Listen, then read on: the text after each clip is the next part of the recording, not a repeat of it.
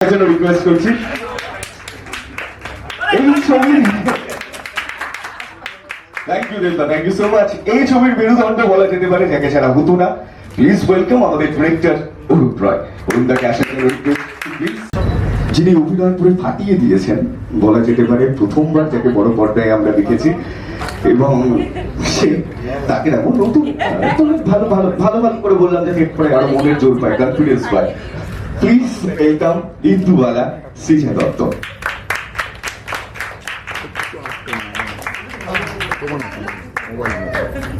Thank you এবং definitely ছবি ধন্যবাদ আসার জন্য, থ্যাংক ইউ সো মাচ। এবং আজকে যাদের জন্য আজকে আমরা উপস্থিত, স্টার জলসাপুর টিমকে অসংখ্য ধন্যবাদ এই প্ল্যাটফর্মটা দেওয়ার জন্য। বাঘাযতীন আমার এখনো মনে আছে যে একদিন ওনার সঙ্গে অনেক দিন ধরে আমরা কাজ করার মানে আলোচনা হচ্ছিল, কিন্তু সুযোগ হচ্ছে না, কোন সাবজেক্ট নিয়ে আলোচনা হচ্ছিল। তো হঠাৎ করে লকডাউনের মধ্যে অরুণদা ফোন করে আমি আসছি, লকডাউন জাস্ট রিলিফ করবো আর কি। তখন আমরা এখনো মনে আছে আমি আর অরুণদা বসেছিলাম, অরুণদা বললো বাঘাযতীন। আমার তোমাকে দেখে বাঘাযতীন পুরোপুরি মনে হয়। এবং অরুণদা প্রথম নয়, এর আগেও আমাকে একজন বলেছিল যে তোমার সঙ্গে বাঘাযতীন অনেক মিল আছে। তো আমি বললাম যে সম্ভব, মানে আজকের দিনে দাঁড়িয়ে বাঘাযতীনে যে বীর গাথা, মানে এত কিছু আছে, মানে পাকিস্তানের যুদ্ধ, বুড়িবালামের যে লড়াইটা, তারপরে ওই সময়টা ইতিহাসকে আজকে সিনেমার মাধ্যমে 2-2.5 ঘন্টার মধ্যে তুলে ধরাটা, এটা কতটা সহজ বা কতটা কঠিন, ওই ভয়টা আমার প্রথমে ছিল। যে শব্দটা তুমি বললে কি আমার প্রথম বাঘাযতীন শোনার পর কি ছিল, সেটা হচ্ছে ভয়।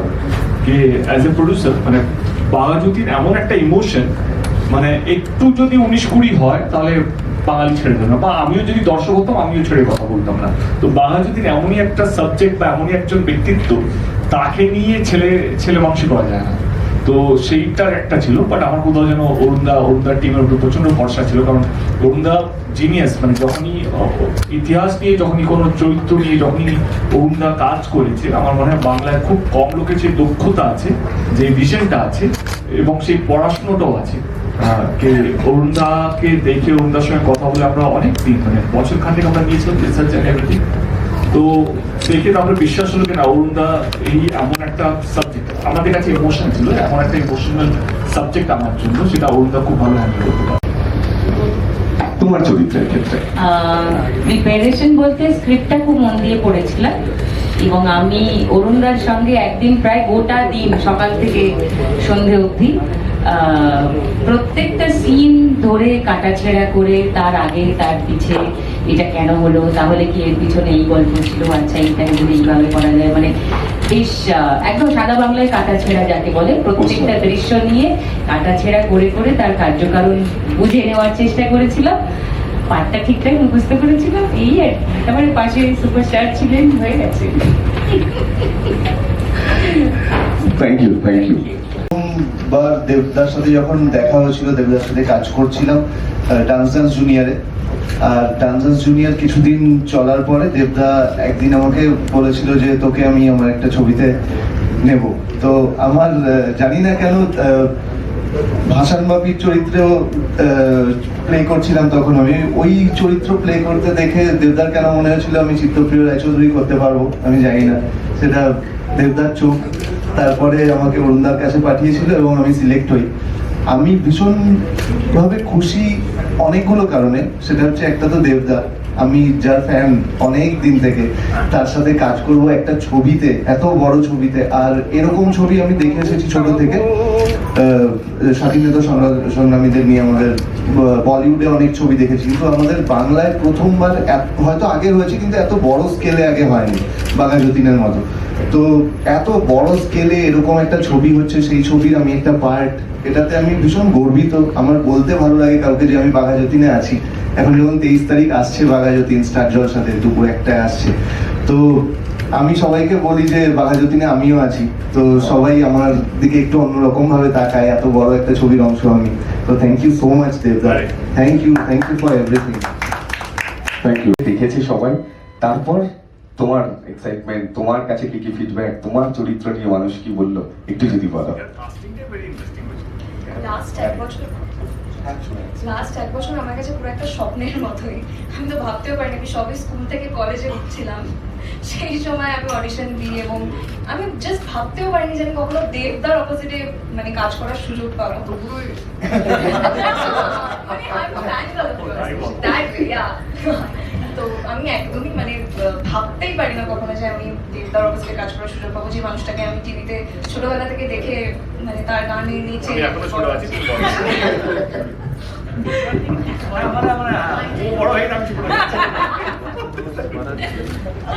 হ্যাঁ, তো ডেফিনেটলি আর যেভাবে মানে এরকম একটা ছবির পার্ট হতে পারার সুযোগ পাওয়াটা it's a very big thing. So thank you so much and definitely আমার সবাই কলেজের সবাই দেখেছে এবং তাদের কাছেও খুবই মানে তারাও বিশ্বাস করে উঠতে পারছে না আর কি যে এরকম ব্যাপারটা হয়েছে। তো yes, thank you so much পুরো টিমকে আমাকে এতটা সাপোর্ট করে এই কাজটা আমাকে এতটা হেল্প করে কাজটা করাবার জন্য। Thank you Srija, thank you so much. কিন্তু হঠাৎ একদিন রাত্রিতে খুব ইমোশনাল হয়ে আমি হয়তো কোনো পেট্রিয়টিক ছবি দেখেছি বা কিছু, আমি একটা মেসেজ করলাম যেটাকে যে দাদা তুমি কখনো যদি কোনো পেট্রিয়টিক ছবি করো, কোনো স্বাধীনতা সংগ্রামীর উপর কোনো ছবি করো, তুমি অন্য কাউকে নাও কি নাও, আমি একবার গান বানিয়ে ট্রাই করবো। আমি মেসেজটা করি, মোটামুটি 10 মিনিটের মধ্যে দেবদা ফাট করে আমাকে এই পোস্টারটা পাঠায়। এই পোস্টারটা অ্যানাউন্সমেন্ট এই এই এই হ্যাঁ কি কি না সত্যি খবর নেই, আমি সত্যি জানতাম না। তারপর আমি হঠাৎ করে আমার কাছে আসে পোস্টার, আমি কি করে জানবো বলো? ওই দেখো আমি কি করে জানবো বলো?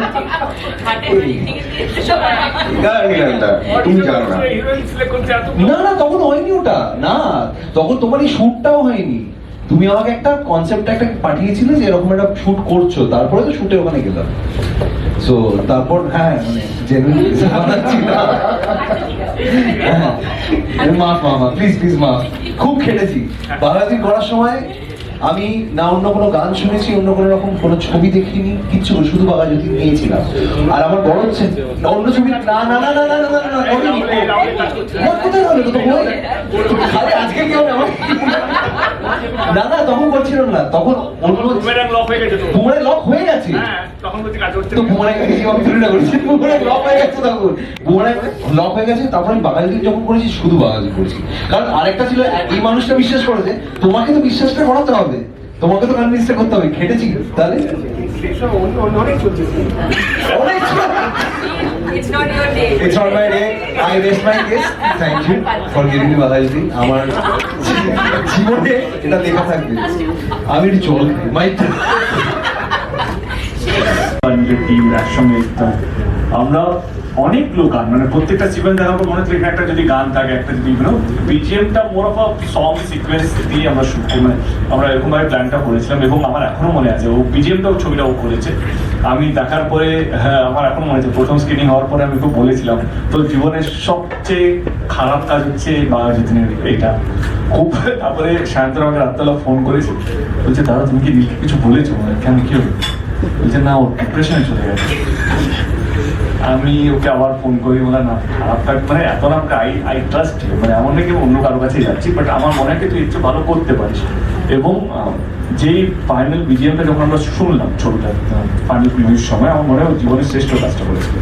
এবং আমাদের দেব এন্টারটেইনমেন্ট মেনচেসে আমার one of the finest album, one of the finest BGM এবং one of the finest direction এবং ফাইনেস্ট পারফর্মার যারা যারা আছে।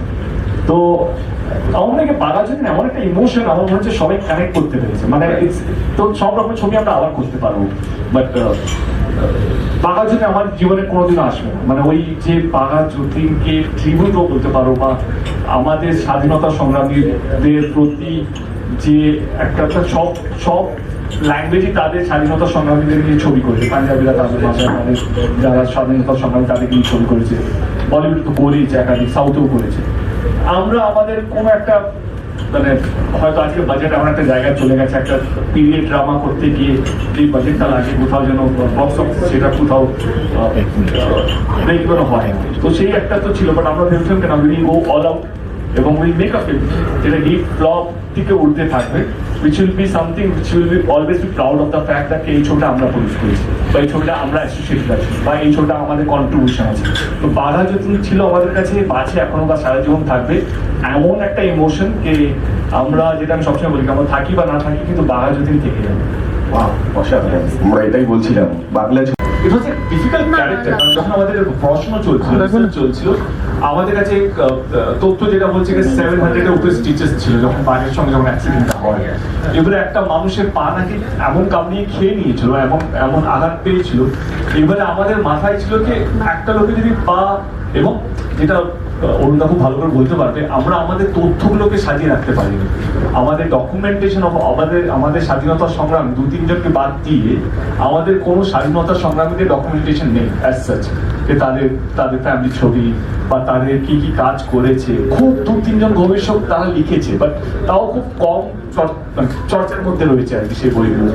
এবং আমাদের মাথায় ছিল একটা লোকের যদি পা কামড়িয়ে নেয় বা এমন মাংস বলা হয়েছিল যে মাংস তুলে নিয়ে চলে গেছে প্রায়।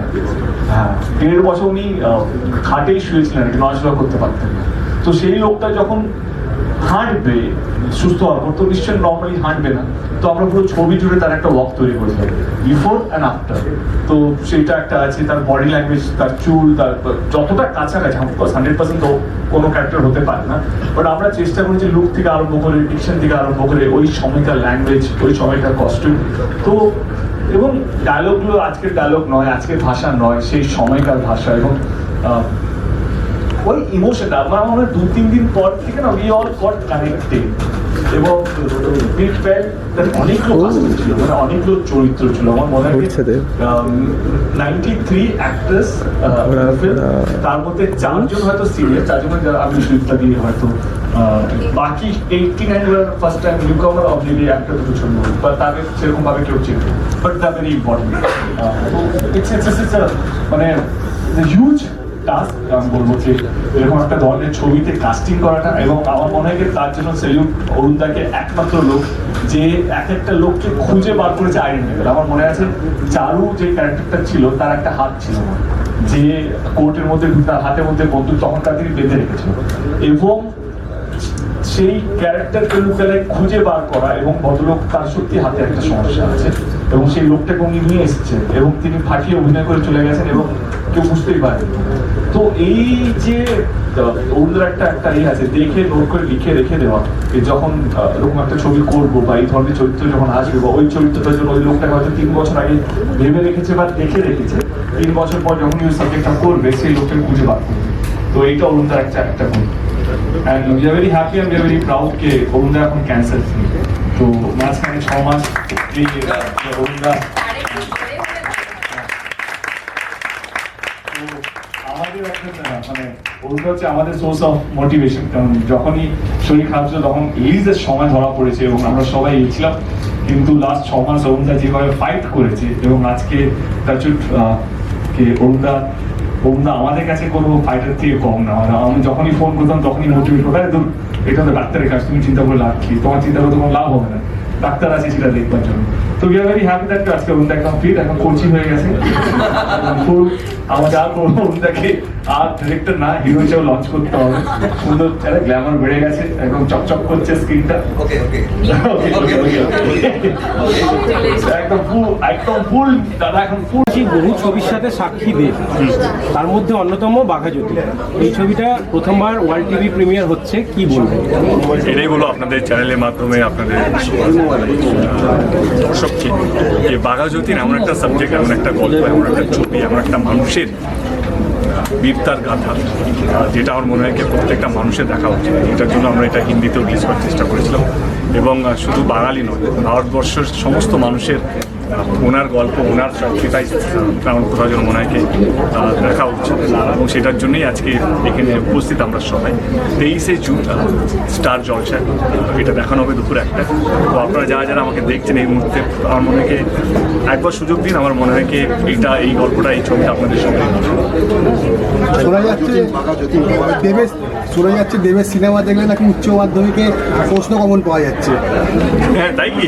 এবছর বাংলায় নরেন্দ্র কুমার সর্বাধিকারীর ওপরে একটা প্রশ্ন এসেছিল, যেটা প্রায় 10 নম্বরে। আমার মনে হয় যেই ধরনের আমরা চরিত্রগুলোকে বেছে আনছি, মানে নরেন্দ্র প্রসাদ সর্বাধিকারী আমার মনে হয় কি তার আগে কেউ জানতো না যে ফাদার অফ ইন্ডিয়ান ফুটবলের নামটা কি, মানে এবং প্রথম ভারতীয়, বাঙালি তো বলবো ভারতীয় যে ফুটবলকে কিক করেছিলেন এবং জিতেছিলেন। তো এই গল্পটা বা ওনার গাথাও কেউ জানতো না যতক্ষণ না আমরা গোলন্দাজ নিয়ে আসি। এবং ডেফিনেটলি সেরকম বাঘাযতীন আমরা সবাই জানি উনি বাঘ মেরেছিলেন, কিন্তু ওনার যে জীবন, ওনার কী কী হয়েছিল ওনার সময়, উনি যে গান ফ্যাক্টরি গান হয়েছিল এবং স্বাধীনতার সঙ্গে ওনার অবদান ওই সময় দাঁড়িয়ে, এবং এইটা অনেক মানুষের কাছে জানা ছিল। তো সেইটা একটা সিনেমার মাধ্যমে, সিনেমা যেটা আমরা সবসময় বলি ভেরি ইম্পর্টেন্ট মিডিয়াম, যে মানুষের কাছে পৌঁছানো এবং গল্পগুলো, অনেক মানুষ গল্প শুনতে পছন্দ করে, অনেক মানুষ গল্প দেখতে পছন্দ করে। এবং সেই জায়গা থেকে বাঘাযতীন যখন আমরা সিনেমা হলে রিলিজ করেছিলাম তখন আমরা ভীষণ বাম্পার রেসপন্স পেয়েছিলাম এবং last year one of the blockbuster. তো সেই জায়গা থেকে আজকে এটা টেলিভিশনে মুক্তি পেতে চলেছে এবং আমাদের চেষ্টা, যেটা তুমি বললে কি এরকমই ইতিহাসে হারিয়ে যাওয়া যেই চরিত্রগুলো সেইগুলোকে মানুষের কাছে ফেলে ধরা এবং সেটাকে ছবির মাধ্যমে দর্শকের কাছে নিয়ে যাওয়া, এটাই আমাদের চেষ্টা। এবং আমাদের পরের যে গল্পটা আসবে এটা আমার মনে হয় চ্যালেঞ্জ করে বলতে পারবো যে ইন্ডিয়াতে ওই লোকটাই কেউ যায় না, কিন্তু পুরো ইনসিডেন্টটা এতটাই ফেমাস, একজন বাঙালি যে পুরো দেশে বিপ্লব এনেছিল এবং সেইটাকে নিয়ে আমরা চলছি। এবং আমার মনে হয় খুব যদি ঠিকঠাক থাকে সেটা সামনের বছর থেকে আমরা শুরু করবো এবং তার ডিরেক্টর অফ দেবদা বলছি, একজন সাংসদ, একজন অভিনেতা এবং একজন প্রযোজক হিসেবে যদি আগামী দিনে কেউ দেবের আত্মজীবনী নিয়ে ছবি করে তাহলে দেবের চরিত্র কাকে দেখতে চাই?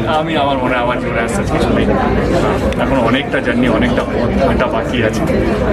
এখন অনেক মানে আমার কোথাও যেন মনে হয় সবে শুরু করলাম, যেই ধরনের চরিত্রগুলো আসছে বা লোকে এখন যেভাবে বিশ্বাস করতে শুরু করলো, যেহেতু তুমি রাজনীতির কথা বললে, যেহেতু যেভাবে এইবারে আমরা যখন নির্বাচনে গেলাম যেভাবে মানুষ বিশ্বাস করতে শুরু করলো দেব আছে রাজনীতিবিদ এবং অ্যাজ এ প্রয়োজক দেবকে, এটা তুমি যেটা বললে যে আমার ছবি জুড়ে আমার যে চরিত্রগুলোকে নিয়ে আসছি সিনেমার মাধ্যমে সেই চরিত্রগুলো ধরে প্রশ্ন করা হচ্ছে বোর্ড এক্সামে, এবং এটা কোথাও যেন মনে হয় মানুষের বিশ্বাস, এবং আমার কোথাও যেন মনে হয় একটা নতুন জার্নি আবার শুরু করলাম। এই পথটা অনেকটা দূরে হাঁটা বাকি আছে। আমার মনে হয় না আমার লাইফে এমন কিছু ইন্টারেস্টিং আছে যেটা নিয়ে ছবি করা হতে পারে এই মুহূর্তে। Long way to go. Feluda নিয়ে নতুন কিছু ভাবছো? ফেলুদা নিয়ে নতুন কিছু ভাবছো? আমি তো বোমকেশ করেছি।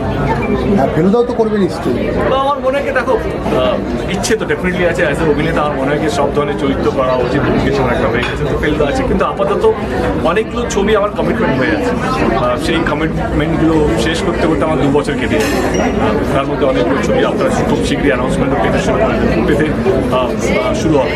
তো সেই জায়গা থেকে দাঁড়িয়ে আমি যেই ছবিগুলো অলরেডি কমিট করেছি সেটা শেষ করতে করতে আমার 2 বছর কেটে। আচ্ছা, খাদান কবে আসছে? নতুন কোনো আপডেট আছে? খাদান আমার শুটিং আবার রিজিউম করবো জুলাই থেকে। খাদান রিলিজের ডেটটা আমরা সেই নিয়ে অ্যানাউন্স করবো। Thank you.